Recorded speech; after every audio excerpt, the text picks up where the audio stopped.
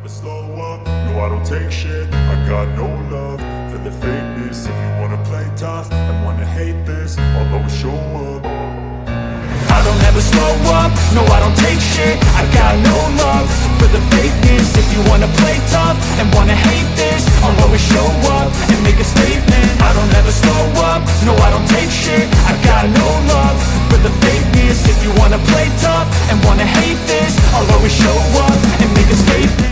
හොඳයි එහෙනම් අද ගෙනල්ලා තියෙන්නේ බෝගස් ස්කිල්ෆුඩ් මාස්ටර් ඇනිමේ සීරීස් එකේ 10 වෙනි එපිසෝඩ් එකයි. එහෙනම් අපි වැඩි කතා නැතුව ඉක්මනින්ම වීඩියෝ එක පැත්තට යමු. මේ SLM රිවිව්.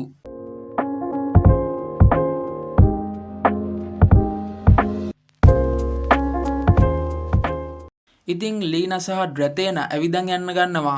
ඩ්‍රැතේනට ඕන සුරංගනා නැටුම වෙනකන් දවස් දෙකක් හැංගිලා ඉන්නයි. ඒක නිසා ඇයට අයිති නිවසකට තමයි මේ යන්න හදන්නේ.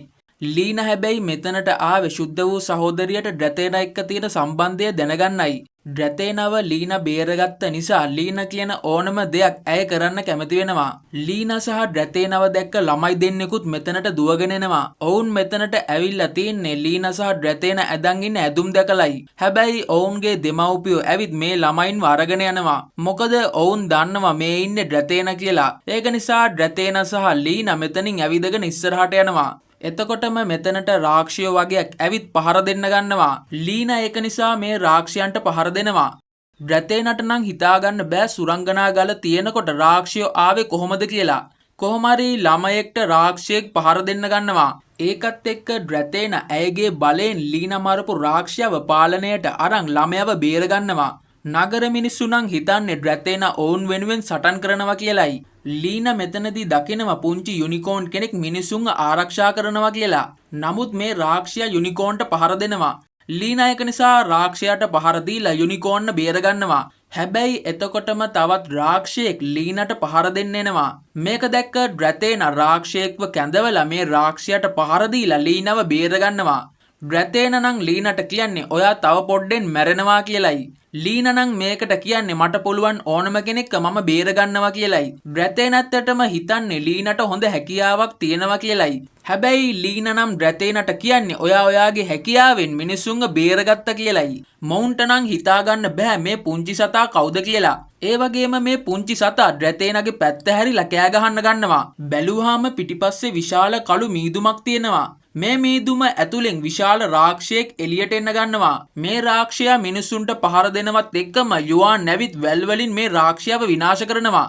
ලීනා සහ ඩ්‍රැතේනා ඊට පස්සේ මල්තොප්පි කෙනා ගාවට දුවන්න ගන්නවා. මල්තොප්පි කෙනා නගරේ මිනිසුන්ට පල්ලිය ඇතුළට යන්න කියනවා. මොකද මේ පල්ලිය තමයි නගරේ තියෙන ලොකුම ගොඩනැගිල්ල. මේ පල්ලියට ආරක්ෂක පද්ධතියක් තියෙනවා. ඒක නිසා මිනිසුන්ට පල්ලිය ඇතුළට ගිහින් රාක්ෂයන්ගෙන් බේරෙන්න පුළුවන්. ඩ්‍රැතේනා නම් කියන්නේ මම මේ දේවල් කලින් දැනන් හිටියේ නෑ කියලයි. හැබැයි ඇත්තටම පරණ ලියකියවිල්ලක තිබිලා තමයි මල්තොප්පි කෙනා මේක දැනගෙන තියෙන්නේ. මල්තොප්පි කෙනා ඊට පස්සේ ඩ්‍රැතේනාට සහ ලීනාට ඔවුන් එක්ක එන්න කියලා කියනවා. මේ කළු මීදුම සුරංගනා ගල වටේට තමයි තියෙන්නේ. ඒක නිසා මල්තොප්පි කෙනා සුරංගනා ගල ගාවට ඔරුවකින් යන්න සූදානම් වෙනවා. මේ අතරේ ලයිට් දිගටම පුහුණු වෙන්න පටන් ගන්නවා. ඒ වගේම මොනිකා ලයිට් අලුත් කඩුවක් හදන්න පටන් අරන් මොනිකාගේ තාත්තා ඒක නිසා කඩුව හදන්න ඕන කරන දේවල් ඇයට ගෙනත් දෙනවා. මොනිකාගේ තාත්තා නම් මොනිකට කියන්නේ ඔයා ඕනවට වඩා මහන්සි වෙනවා කියලයි. මොනිකා නම් මේකට කියන්නේ ලයිට් වික්‍රමාන්විතයෙක් වෙන්න කඩුවක් ඕන කියලයි. මොනිකා ඇත්තටම ලයිට්ගේ එක දෙයකට ගොඩක් කැමති. ඒ තමයි ලයිට් තමන්ගේ හීන වෙනුවෙන් දිවා රෑ මහන්සි වෙලා වැඩ කරන එක. අයිලා නම් හොඳටම නිදි. නමුත් ලයිට් නම් දිගටම පුහුණු වෙන්න ගන්නවා. මල්තොප්පි කෙනා සුරංගනා ගල විනාශ කරන්න ඕන කියලා මොවුන්ට යෝජනා කරනවා. මේකට ඩ්‍රැතේනා නම් කැමති වෙන්නේ නැහැ. මොකද මේ ගල විනාශ වුණොත් සුරංගනා නර්තනය කියලා එකක් නැති වෙනවා. හැබැයි ඉතින් මල්තොප්පි කෙනා නම් කියන්නේ නගරය බේරගන්න ඕන නම් සුරංගනා ගල විනාශ කරන්න වෙනවා කියලයි. එතකොටම කළු මීදුම උඩට වෙලා ඉන්න කෙනෙක් මොවුන්ට කතා කරන්න ගන්නවා. මේ මිනිස්සයා තමයි මේ හැමදේම පිටිපස්සේ ඉන්නේ. ඔහු කළු මීදුමෙන් රාක්ෂයෙක්ව කැඳවන්න ගන්නවා. ලීනා මේ රාක්ෂයාට පහර දෙමින් මේ මිනිස්සයා ගාවට පැනලා කඩුවෙන් ඔහුට පහරක් එල්ල කරනවා. ඊට පස්සේ යුවාන් ලීනාව වැල් වලින් අල්ල ගන්නවා. පේන විදියට මේ පුද්ගලයා ඔහුගේ පෙනුම හංගගෙන ඉඳලා තියෙන්නේ.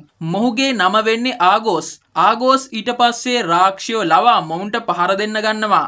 යුවාන් ඒක නිසා මේ රාක්ෂයෝ එක්ක සටන් කරන්න ගන්නවා. ඒ වගේම ඩ්‍රැතේන රාක්ෂයෙක්ගේ පිටේ නැගලා පියාඹගෙන සුරංගනා ගල ළඟට යනවා. ලීනටත් ඕන වෙනවා සුරංගනා ගල ළඟට යන්න. ඒක නිසා මේ පුංචි යුනිකෝන් ගිහින් සුරංගනා ගල ළඟට යන්න මායා පඩිපෙලක් හදනවා. පේන විදියට සුරංගනා ගල ඇතුලේ ඉන්න යුනිකෝන් එක්ක මේ පුංචි සතාගේ මොකක්ම හරි සම්බන්ධයක් තියෙනවා. ලීන මේ පඩිපෙල් දිගේ සුරංගනා ගල ළඟට දුවන්න ගන්නවා. ඒ වගේම මල්තොප්පි කෙනා ආගෝස්ගේ අවධානය වෙනස් කරනවා. ආගෝස් දන්නවා මල්තොප්පි කෙනාට තියෙන්නේ පරීක්ෂකයාගේ ඇස කියන බලය කියලා. ඒක නිසා ඔහු හිතන්නේ ඇයට ඔහු එක්ක හැප්පෙන්න බෑ කියලයි. එතකොටම මල්තොප්පි කෙනා මැජික් බලයෙන් ආගෝස්ට පහර දෙනවා. පේන විදියට ඇය තහනම් පොත් වගේක් කියවන්න පටන් අරන්. ඇත්තටම මේ හැකියාවන් අතරේ සැඟවිච්ච තවත් හැකියාවන් තියෙනවා. මල්තොප්පි කෙනා මේ හැකියාවන් පාවිච්චි කරමින් ආගෝස් එක්ක සටන් කරනවා. ඩ්‍රැතේන නම් කියන්නේ මේ ගල විනාශ කරොත් නගරයේ කවුරුත්ම බේරෙන එකක් නෑ කියලයි. ඒකත් එක්ක ලීන මේ ගැන කල්පනා කරන්න ගන්නවා. මල්තොප්පි කෙනා නම් ලීනට කියන්නේ ඔයා හරි දේ තෝරගන්න ඕන කියලයි. ලීන දන්නවා ලයිට් හිටියනම් ගල විනාශ කරන්නේ නැතිව හැමෝම බේරගන්න ක්‍රමයක් ඔහු හොයාගනී කියලා. නමුත් ලීනට මේ ගල විනාශ කිරීම හැර වෙනත් විකල්පයක් නැහැ. ඒක නිසා ලීන මේ සුරංගනා ගලට කඩුවෙන් පහර දීලා ගල විනාශ කරනවා.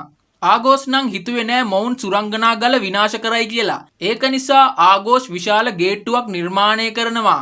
මේක නිසා විශාල යකඩ මකරෙක් මෙතනට එනවා. පේන විදියට මාලිගාවේ හිටිය මකරට වඩා මේ මකර වෙනස් කියලයි අපිට දකින්න ලැබෙන්නේ. ඇත්තටම මේ මකර තමයි මෙතන ඉන්න නියම රාක්ෂයා. ඉතින් ඊට පස්සේ මේ මකර ගින්දර වලින් පහර දෙන්න ගන්නවා. පේන විදියට මේ මකර නගරයට තමයි පහර දෙන්නේ. නගරයේ මිනිස්සු ඔක්කොම ඉන්නේ පල්ලියේ නිසා මිනිස්සුන්ට මේකෙන් කරදරයක් සිද්ධ වෙන්නේ නැහැ. හැබැයි ඩ්‍රැතේන නම් මේකට දුක් වෙන්න ගන්නවා. මොකද මේ ප්‍රහාරය නිසා රංගන ශාලාව විනාශ වෙලා ගිහින්.